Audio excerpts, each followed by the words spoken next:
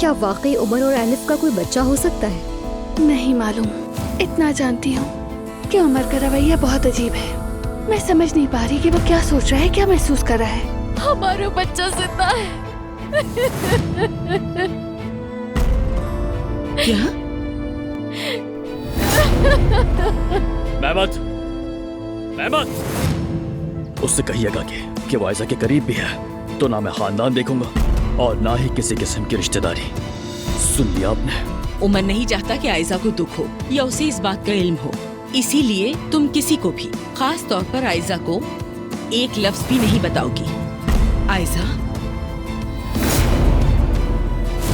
उमर हमारे बच्चे को ढूंढने गया है।